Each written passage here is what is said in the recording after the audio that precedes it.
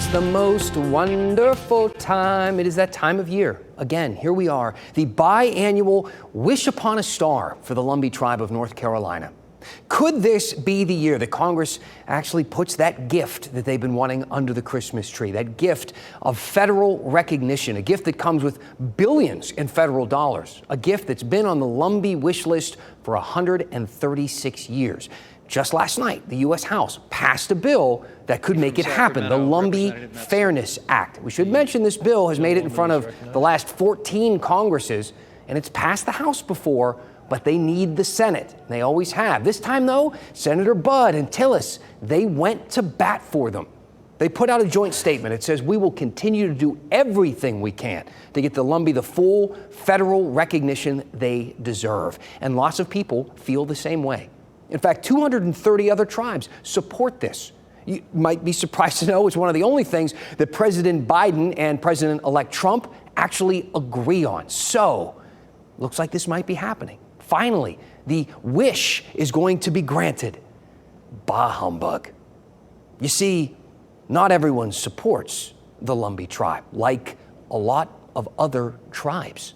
This is a statement from the principal chief of the Eastern Band of Cherokee Indians. He writes, "Allowing this bill to pass would harm tribal nations across the country."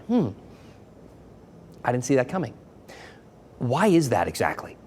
Well, it turns out many tribes, and in turn lawmakers, believe the Lumbee Fairness Act is anything but fair. You see, to get official recognition and those sweet, sweet federal dollars that come with the deal, tribes must pass through the Office of Federal Acknowledgement. It's a rigorous process, and the Lumbee tribe checks many of those boxes, but not all of them. The chief of the Eastern Band of Cherokee Indians continues, "The Lumbee cannot even specify which historical tribe they descend from," and that's generally true. The Lumbee say that they're descended from some combination of several different tribes. They've also gone by several different names since 1885. The Croatan, the Indians of Robeson County, the Cherokee Indians of Robeson County, and in 1953 they settled on Lumbee. And all of this has forced them to take the road less traveled by taking their case through Congress.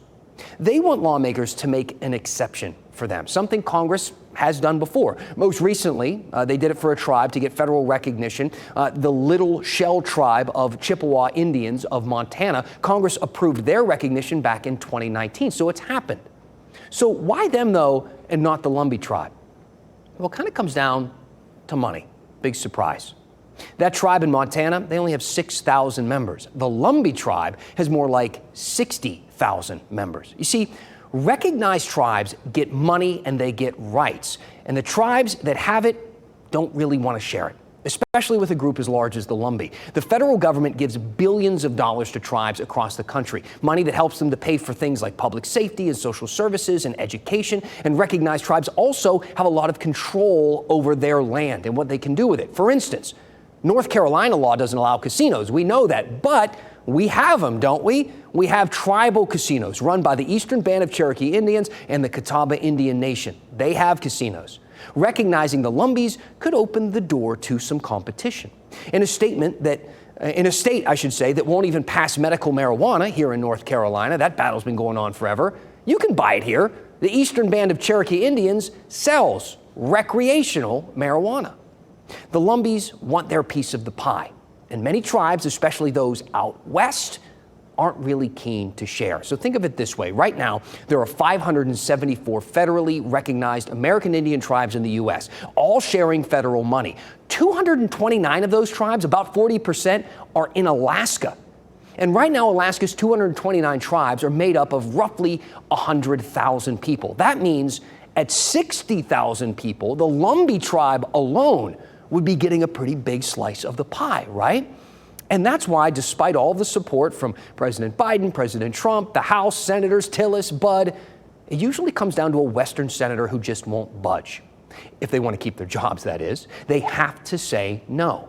Look at this map. It shows the indigenous population in the U.S. by percentage of population. So the darker green, the greater their numbers. Look at all the green out west. These tribes have a lot of pull. In California, they have opposed sports betting initiatives And it's one of the big reasons why one of the largest, wealthiest, most populated, most liberal states in the country still doesn't allow online sports betting. The tribal casinos don't want to lose their hold on all of that. Like I said, they have some pull. So will this be the year for the Lumbee tribe to get their wish? I don't know. Probably not. Let me know what you think. Send me an email, dan@wrl.com. Should Congress make an exception? Or do you kind of level with the other tribes here? What stories generally do you want to see us cover here in depth on the news in general here at 7 o'clock? We do things differently. We've been on a roll here with these in depth too, 3 in a row. You tired of me yet? Your feedback brings this segment to life. So tell me what is on your mind and we will go in depth.